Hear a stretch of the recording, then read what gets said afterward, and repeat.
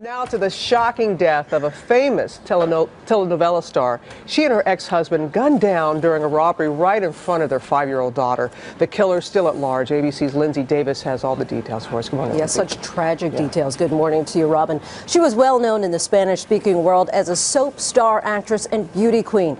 And this morning, she and her husband are the latest high-profile casualties in a country where killings, kidnappings, and armed robberies are becoming more and more common. 2004's Miss Venezuela. She was a model and actress. At one point named the 5th most beautiful person in the world. But this morning, investigators are trying to determine who killed Monica Spear-Moots and her ex-husband Thomas Berry as their 5-year-old daughter looked on. Presidente de la República. Even the president of Venezuela promising justice in Spanish. Spear was a U.S. citizen and lived in Florida, but the couple was in Venezuela to visit her sick grandmother. Just days before her murder, the 29-year-old had even taken to Twitter to make a plea for people to donate blood. But around 10:30 Monday night, it was Spear who needed help. She and her family were driving in this gray Toyota Corolla when they got 2 flat tires. Reportedly, after their car was lifted onto a tow truck, they were approached by robbers. Terrified, they locked themselves inside the car. That's when police say the assailants fired at least 6 shots, killing Spear and Berry and injuring their 5-year-old daughter. It wasn't even really the Miss Venezuela title that she won in 2004 that made her so beloved. It was the telenovela roles.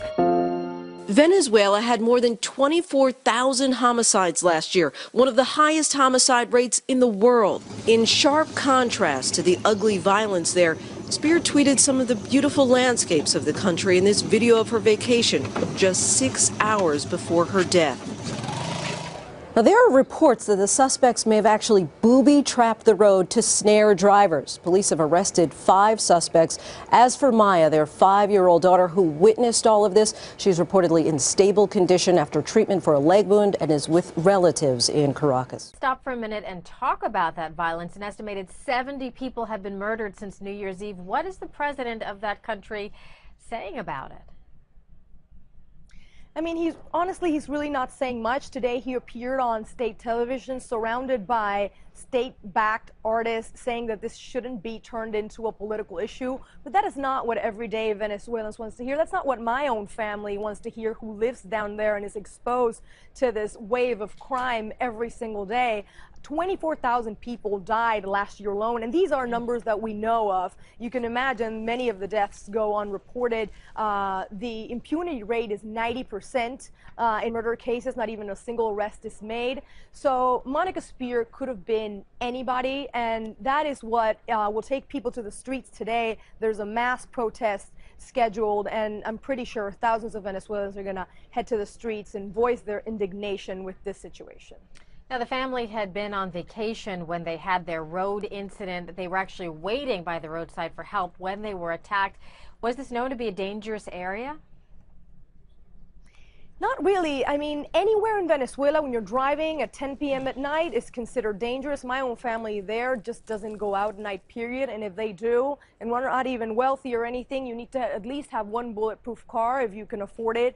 What happens in many of these roads is that thugs leave big rocks, throw objects onto the road, hoping that cars will get broke down, and that is when they attack. And apparently that is what happened in the unfortunate case of Monica Spears. Now, we've heard that her family encouraged her to leave the country. As you've been describing, these are violent and dangerous times. She'd apparently been robbed 6 times in the past few years. That's right. Our Univision affiliate spoke to the family in Orlando yesterday, and the dad said, quote, "She loved Venezuela. I tried to get her out of there. She had been mugged, as you mentioned, 5 or 6 times. But it's just such a beautiful country. It's home."